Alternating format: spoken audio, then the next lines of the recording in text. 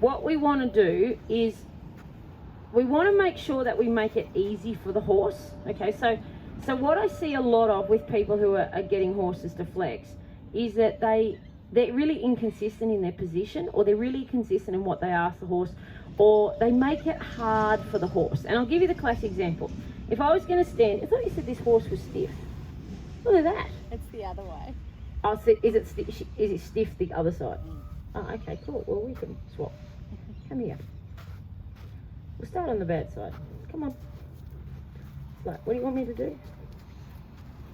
Okay.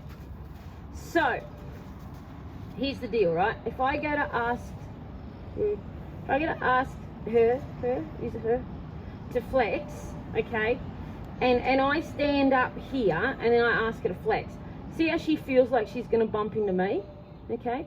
Remembering, like you were saying before about work, wanting to do a bit of personal space kind of stuff. You know, like, if we're going to ask our horses to respect our personal space, we have to be super consistent with that, okay? So I don't want her shoving her head into my face, because, you know, we want to have a mutual respect thing. And, you know, you guys have all been through COVID. Well, we're still going through COVID. You know, you've all got the 1.5 metre space rule. You know, you understand all of that now. So here's the thing. We can apply that same mental thought and mental process to our horses, okay? So, right, so what I'm going to do is when I ask her to flex, and I'm not asking her to do anything at the moment, she's just checking me out, I'm going to make sure I stand back here. Can you guys see how I'm standing back behind the girth?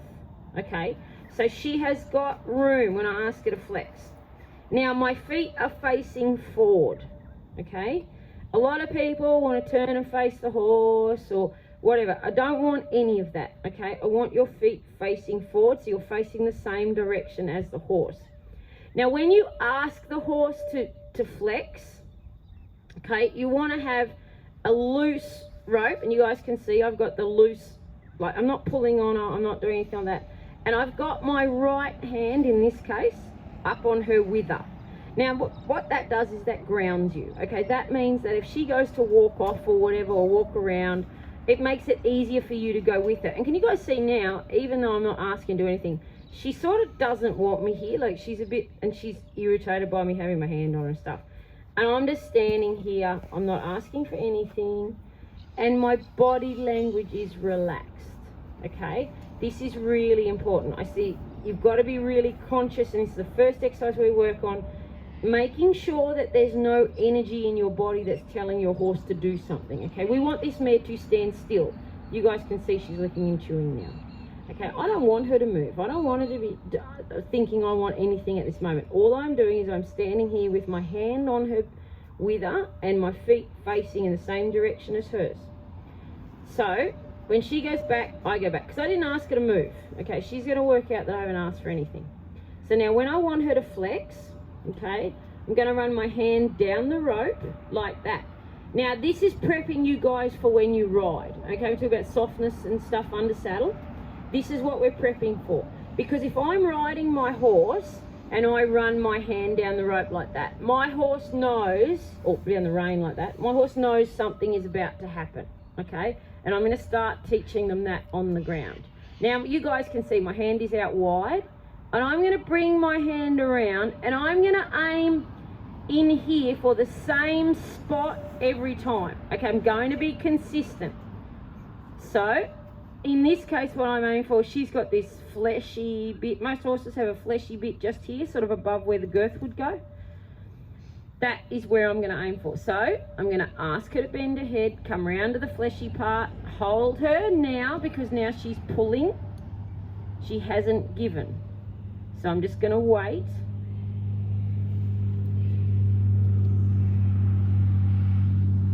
And it will become a little waiting game. You can see I haven't asked for much flexion because we already knew this mare was a little stiff. I haven't asked her to bend very far. And you can see as soon as she gives, I literally hot potato the rope, okay? And the reason why I do that is a horse will always repeat a rewarded response, okay? So if that mare gave and I kept pulling on the rope, what have I taught her? Nothing. Okay, I asked asked her to give, she gave, and I kept pulling. There's no reward for her. So I pull, she gives, I drop the rope. Now, you guys can see I've got her hanging there. Like, you can see I've let go. I want her to stay there until she is told to do something different, okay? So, I want her to wait until I tell her the next instruction. You guys can see, good. That's all right.